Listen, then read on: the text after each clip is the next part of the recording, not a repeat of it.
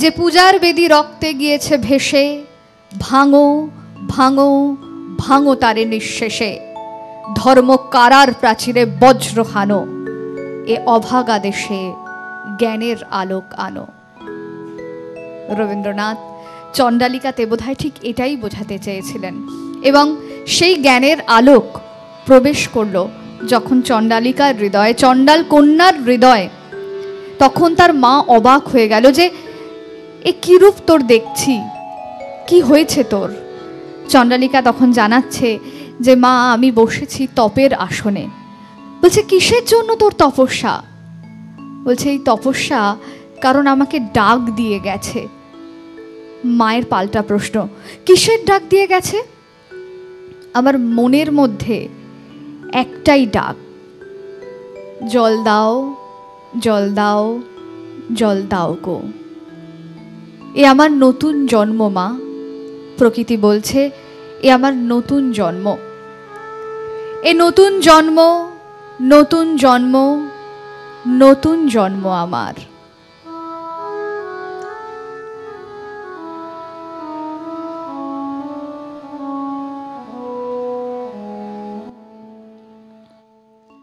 আমি তোমারি মাটির কন্যা,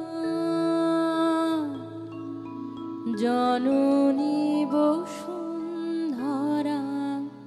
আমি তোমারি মাটির কন্যা, জননী বসুন্ধরা। তবে আমারও মানব জন্ম কেন বঞ্চিত করা? জননী বসুন্ধরা, আমি তোমারি মাটির কন্যা,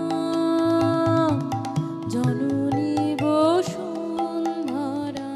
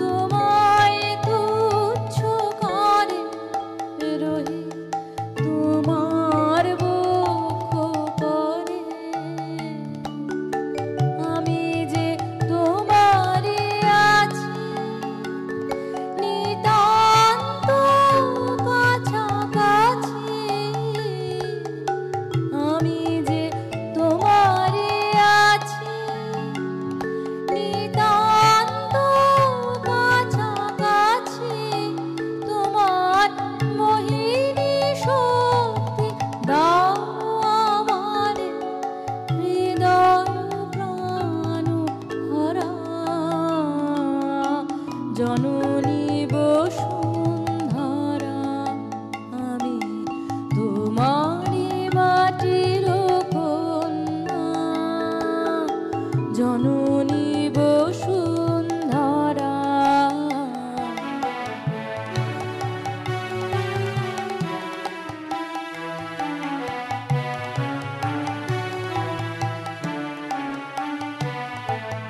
কোন স্বর্গের তারে ওরা তোমায় তুচ্ছ করে রহি তোমার বক্ষ করে কোন স্বর্গের তারে ওরা তোমায় তুচ্ছ করে রহি তোমার বক্ষ করে আমি যে তোমারই আছি নিতান্ত কাছাকাছি আমি যে তোমারই আছি নিতান্ত কাছাকাছি তোমার মোহিনী শক্তি দাও আমারে হৃদয় প্রাণ হরা জননী বসুন্ধরা আমি তোমারি মাটির কন্যা জননী বসুন্ধরা তবে আমারও মানব জন্ম কেন বঞ্চিত করা জননী বসুন্ধরা আমি তোমারি মাটির কন্যা জননী বসুন্ধরা আর সেই চণ্ডালিকা অর্থাৎ চণ্ডাল কন্যাকে নতুন কথা শুনিয়ে গেল বুদ্ধ শিষ্য আনন্দ। বলল যে রাজার বংশে অনেক দাসী জন্মায়, তুমি সে দাসী নও। এই কথা তো কোনোদিন শোনেনি চণ্ডাল কন্যা, তাই তার মনে এক অন্য রকম ভাব দেখা দিল। এই মর্মস্পর্শী কথা এবং আনন্দের রূপ দেখে সে নিজেকে নিবেদন করে দিল তার কাছে। কিন্তু কিভাবে সে পাবে, তাই সে মায়ের সাহায্য নিল, কারণ মায়ের জানা ছিল জাদুবিদ্যা। আর সেই আকর্ষণী মন্ত্র বলে মা সেই বুদ্ধ শিষ্যকে আকর্ষণ করলেন এবং আনন্দ কিছুক্ষণের মধ্যেই কিন্তু প্রকৃতির কাছে চলে এলো এবং এসে প্রকৃতি তখন তার কাছে নিবেদন করছেন যে আমার প্রভু এসেছেন আমাকে উদ্ধার করতে, কল্যাণ হোক, জয় হোক তোমার, আশীর্বাদ করলেন আনন্দ। তবে কোথাও তার মনে যে শঙ্কা তৈরি হলো, সেই শঙ্কার কথা কিন্তু ভগবান বুদ্ধ বুঝতে পারলেন এবং সেই জায়গা থেকে ভগবান বুদ্ধ তার শিষ্যকে উদ্ধার করলেন এবং শেষ পর্যন্ত বুদ্ধ শিষ্য আনন্দ ফিরে গেল তার মঠে। নতুন জন্ম কিন্তু চণ্ডালিকা নিয়ে নিল, নতুন ভাব এলো তার হৃদয়। আমাদের সময় হাতে একেবারেই অল্প, তো সেইখান থেকে একটা ভাবনা, তোমার তথ্য বোধহয় কিছু বলার থাকলে, যে রবীন্দ্রনাথ চণ্ডালিকা লিখলেন, অনেক কিছু লিখলেন, অনেক গান লিখলেন, কিন্তু এই লাস্ট যে গান দুটো আমি শোনাচ্ছি, এক্ষুনি যেটা শোনালাম তোমারই মাটির কন্যা, এটা কিন্তু চণ্ডালিকার গান নয়। কিন্তু কোথাও কি এতটুকু মনে হলো যেটা চণ্ডালিকার গান নয়? তোমার ভাবনার সাথে আমি আমার গানটুকু মেলালাম। একদম রবীন্দ্রনাথ এই কথাই বললেন। এবং গোটা চণ্ডালিকা যদি আমরা পড়ে যে ভাবনা তৈরি করব, তার সারসংক্ষেপ যে গানের মধ্যে দিয়ে আমরা পাই, এটা গীতাঞ্জলির একটি গান, সেটা আমি শুনিয়ে আমার মনে হয় আমাদের সকলের ভাবনা সকলের কাছে একটু হলেও হয়তো পৌঁছে দিতে পারবো। তো সেই ভাবনা দিয়েই আজকের অনুষ্ঠানের শেষ গান করছি এবং তার সাথে অবশ্যই মানে স্বাগতমদা আর অভিজিৎদার একটা অনেক বড় ধন্যবাদ, যদিও দেওয়ার উচিত নয় কারণ ওরা আমাদের রোজের পথের পথিক, সঙ্গের সঙ্গী, কিন্তু ওদের ঢোকার সাথে সাথে বললাম চণ্ডালিকা হবে, বলে হ্যাঁ হ্যাঁ চলো, কোনো অসুবিধা নেই, আমরা আছি। একেবারেই। আর অবশ্যই এই ভালো লাগা, এই ভালো থাকা রবীন্দ্রনাথের হাত ধরে আমাদের চলতেই থাকবে প্রতিদিনের। রবীন্দ্রনাথে খুব ভালো থাকতে হবে, ভালো রাখতে হবে মানুষকে, কারণ আমরা রবি ঠাকুরের হাত ধরেছি, তার ভাবে এগিয়ে যাওয়ার শপথ নিয়েছি। যেথায় থাকে,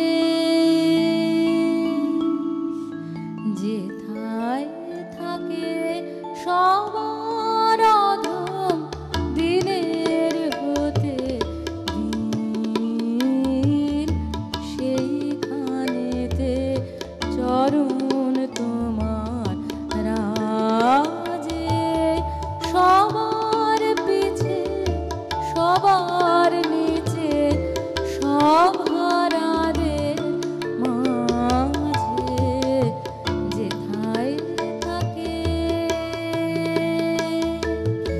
যেথায় থাকে সবার অধম দিনের হতে দিন, সেখানেতেই চরণ তোমার রাজে, সবার পিছে সবার নিচে সব